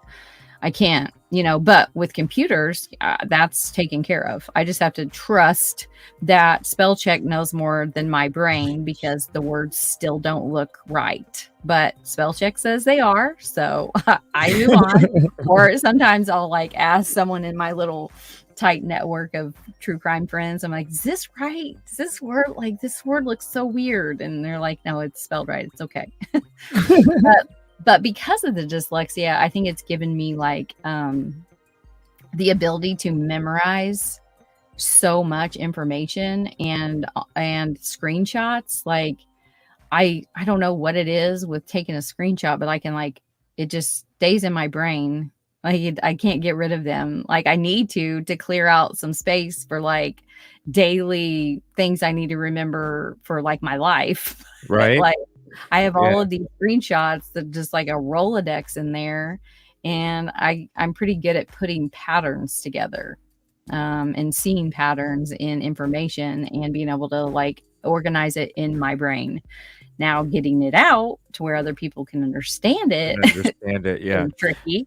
Yeah. But, like, I've discovered that kind about of myself similar of there. like, there's always a silver lining. Like, obviously I got called stupid. I got called dumb. You'd be lucky to graduate, things written in my yearbook, like I really struggled in school. But my attitude was always like, I'll prove you wrong, and like, so this has been, so I grew up with thinking that like, like I just dumb, like I can't do a lot. And, and then,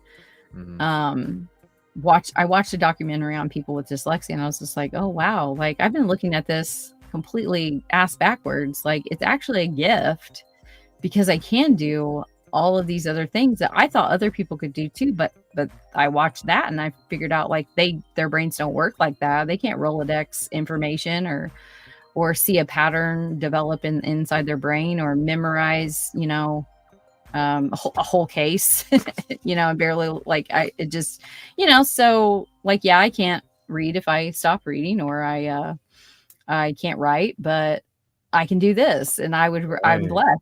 I would rather be able to do this and use this in this community because I didn't even know what a screenshot was before joining, sleuth groups. So like I didn't know that I could do that. Yeah. So kind of cool. Yeah, but that's I really awesome. appreciate everybody, in the chat. Everybody's been so kind. You have a great channel. I appreciate that. Thank you for the kind words. Yeah, I think you're a pretty cool dude. And so thank you for letting me tell Ray's story to you tonight and for listening and your chat. Like I really appreciate it.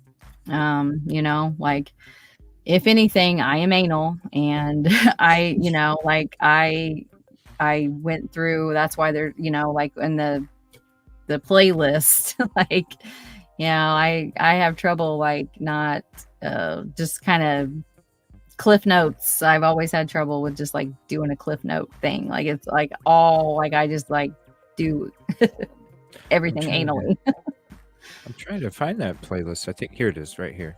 I'll put that playlist in the chat again. And I appreciate the kind words. Seriously. It means a lot just to one me. second. It means a lot to me that you feel that way. I really appreciate that. Here is the playlist. Definitely gonna check that out. Wow. I appreciate you sharing this case. Thank you for bringing it up in chat a couple nights ago in one of the shows. And nothing but justice for this gentleman. Definitely gonna share the GoFundMe again too. Yeah, that's just anyway, we can help them, Exactly. But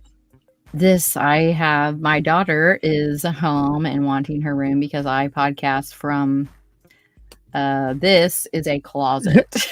I like the banner in the back. That's someone cool. just made that for me. That's awesome. Yeah, someone that watches, I consider them a friend, but a subscriber on my channel made that and brought it to me because it's just a shower curtain. Like I just hide my daughter's clothes behind it. Like I don't have room in here for a green screen or anything like that. So it's like I just like now I'm the shower curtain girl. But yeah, so now I don't know if you can. I couldn't honestly. I couldn't even tell it was a shower curtain. That is so cool. Get out of the way. Yeah, isn't that nice? Let me get this back up here. Yeah, that is like, so cool. It was so thoughtful. Like it meant so much to me that like she took the time to, make that and design it and then get it to me. That's really cool. That's neat. Yeah. One of my subscribers made my intro for me, the true crime intro. Nice. So I definitely feel you when it comes to it. It's very much appreciated that people would do those Yeah. things for us. It means a lot. It really does. Yeah, those are the silver linings. Like through all that I've done, I have just met some of the best people, just tons of people. And I think COVID really opened up a lot. Like there was a lot of bad, like a lot of negative, but like we gained a lot because of that, of just like online. Like I'm friends with people all over the world now where, Mm-hmm. I didn't do all of this like YouTube stuff. Like it was new to me during the when we were all home. So yeah, like just how cool of a world it is when you can, um, learn about different cultures and different people and where they come from and what Mm-hmm. makes their life the way, why they do what they do. It's just Right. it's a cool thing, especially when you meet good people and with good intentions. Yeah, that's amazing. And Chris has a group, Chris Gideon. He's in the chat tonight. His group is called Cold Cases on Facebook. And I'll tell you what, like a true advocate, I'll send you his link really quick. His group is just nothing but just shining a light on cold. I get a lot of my cases from Chris's group. So if you don't mind, I'm going to send this group to Go your ahead. email to share it, because it really is a great group of just information and not a lot of like, the other stuff, all the talking and people's opinions. It's really just based a lot of just cases. Like Chris, he's already shared what we're doing right here tonight. It's the first one that pops up in his group. But if you look I through, appreciate you hanging out too. Let's see here. Yeah, like, just case after case of families that need justice, and like it's a group that I go to just look for interesting, what places that I could use my skill set, I guess. But yeah, Chris is a good guy. Good dude. Look at that. Let me see here. And then here's that, and then I'll put the link here in chat. There we go. Nice. And I'll definitely put any of these links, I'll go ahead and put up in the description too. That way, if anybody is on replay and they don't have the ability for the live chat, at least you can go into the description and you can click on it from there as well. I'm sorry, go ahead. Set up to like members only or something? Yeah, for 5 minutes. Members. Oh, yeah. Oh, just so you have to be a subscriber. Or subscriber. Yeah. Sorry. I do that too because it just keeps the riffraff away. But yeah, there's weird bots that come in. Cher was trying. I wish I had got her. That's my fault, Cher. She was trying to comment in the chat, but she would have totally been able to if I had remembered to send it to her ahead of time, and that's my bad. But yeah, I would love to do another show. There's a few family members in here tonight. I know, like GP. Yeah. So Cher was listening. Thank you so much. But yeah. So yeah, thank you so much for having me on. Yeah, that's totally appreciate it. Yeah, anytime you'd like to, talk more about this or any of the other ones, just let me know. Or if you'd ever like me to hop up with you sometime, let me know as well. Totally appreciate you. A beautiful soul. Like I said, not very many out there. And, I know the family appreciates you and I appreciate you as well. So thank you so much for taking time out of your night to share your story and their story and his story with us tonight. I really appreciate that. Yeah, justice for Ray. I think it's going to be a good year. I'm going to be, I'm going to be there on April 3rd. April 3rd. And this won't be the only time I talk about it either. You've got me interested in it as well. Yeah, so it'll be one we can really follow through the court system. Yeah. We got the Yeah, same victims, it'll so. be. It's just an initial hearing. Like, basically, Garrett Kirsch will be there. He'll have to appear. The judge will inform him of his charges that he was indicted on, and make sure he understands those charges, and that he understands his rights. And they will ask him basically, about if he has the money for an attorney, or if he needs the courts to appoint a public defender for him. Obviously, it's going to be a public defender because he's in prison. So it's just going to be probably pretty short, just preliminary type stuff. But I think it's important to show that, like, for the families, like, we're here for you, so hopefully Right. a few come and some don't. I hope that some do not come, because that would just be to start drama, and this family does not deserve that. And, like, I would hate that my presence would bring that to their doorstep. But I know that if, like, some come, it would make them extremely uncomfortable, because they do not like some people. So they know who they are if they hear this. And, like, so yeah, I think it's important for them to show that solidarity and going. And I think that Nicole's family is going to be there as well, and I think Randy Gravett is going to come, so that'll be cool to meet him finally. But yeah, so That's awesome. Well, prayers, fingers posted. crossed, and everything, and definitely reach out anytime you'd like to. Really, I appreciate you bringing Yeah, I have lots attention. of cases that I have memorized, just like this one. So if you ever want to collab again, or have me on, do Shannon's story, Dakota Kelly, there's so many that and that's the thing, is, like, what we can do is crowdsource, and Right. hopefully, like, even though our channels are small in the great scheme of things, maybe we could get someone, a county newspaper, to cover that, and then that county newspaper may be able to get a national newspaper to cover that, and so it's just, like, kind of some of these cases just get absolutely no attention, like Right. 11th Exactly. hour. Like, there's nothing, there's just, like, nothing on some of these cases, and this is someone's loved one, and, like, if we can crowdsource enough to put pressure on the powers that be and get these in the major media, like, I feel like that's what we as true crime YouTubers can do, and just working together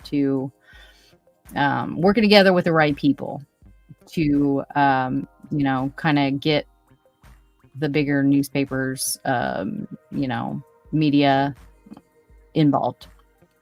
Yeah. And they are starting to do that now too, in recent, especially the last year or so. They are starting to look out on YouTube, and they are starting to notice stories that they're not talking about, and they are starting to talk about those stories. And so I totally feel you. Yeah. Anytime, I just do a nightly show where I'm just doing whatever. So anytime, if you want a certain night, let me know. All It's right. whatever Sounds you would good. want. I'm totally down for Cool. covering any of these things. Seriously, I think it's you're a special person, and I would be honored to join you in whatever venture in that kind of realm that you Awesome. would like to. Yeah, seriously. Yeah, and then Just me let and me know. Chaotic Beauty, we let loose. So you gotta check out her channel too. We like let our hair down over there. Like, you get to see a weird side of ColdTruth over there. Like, Oh yeah. I consider myself like a total oxymoron. I'm just like, you just gotta love yourself, like, flaws and Right. all, and, like, over Right. there, like, they're like, okay, so what's Mel's phobia of the night gonna be? Like, what else is she afraid of? Because I'm, like, afraid of so many random things that are so irrational. Like, Yeah. I have like a phobic disorder, so Yeah. Well, yeah, do I me a just like go favor. on and on and on about like that, and they all think it's funny, but yeah, you got to be able to laugh at Make a yourself. show out of that, right? Yeah, like my swinophobia. I should have done an Right. episode on it of how I got over my pig fear. Or Dude, escalators, yeah. or There you go. Like, who yeah. has a show on that? Yeah, there should be Somebody. one. Like, let Right. me There help. should Like, be I could be one. like a self-help guru for That's people right. with phobic That's right. There should be disorders. one. Yeah. Do me a favor. Send me all the people that you're talking about, the other channels. If you Oh, can, whenever chaotic. you have the time, Yeah, if you can just send them to me, and I'll definitely click on them and sub, and I'll probably even start using some content if they're cool with it in my shows, yeah. for whatever. So Chaotic and Who's Your Cold Cases, Incognito Society, like those are my like true, like we're friends in real life and online. So they all live here. We live here in Indiana, so I'm getting her link for you right now. Okay. Yeah. Or I'll Thank you. I forget. appreciate it. I have a very short memory when it comes to things like this, even though I can totally. I can reach out remember. to you. It's no problem. Yeah, it's pretty easy to do. I got it. Yeah, I totally appreciate it. Yeah, and you'll I like think, the let me channel. see where You'll like our is- lives we do. So it'd be cool to have you jumping in the chat. Maybe Oh, maybe yeah, you for can sure. run one with us. That'd be cool. Oh, for sure. Yeah. We have some crazy nights here sometimes too. So I'm sure it's probably the same kind of atmosphere. Yeah. You have to have that though when you're talking you all have this to. serious stuff, and Yeah. you got to have some of those moments where you change direction a little bit and giggle a little bit. Just let your hair down. Exactly. But all right, well, thank you so much for having me on, thank you. and thank you everybody for hanging in there with us for this live tonight, and I will see you all later.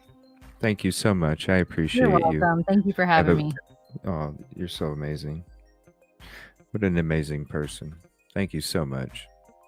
Again, I'm going to share these links here, and these aren't going to be the only time that I share them, and this isn't going to be the only night that I talk about this.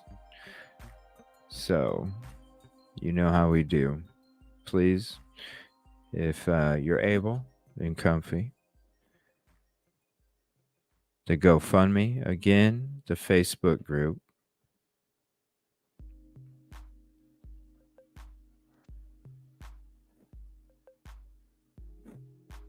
and then I'm going to go ahead and throw up Chris's Facebook group link in there again as well. What an amazing night. I appreciate you so much, Mel. ColdTruth. Thank you for the family for showing up.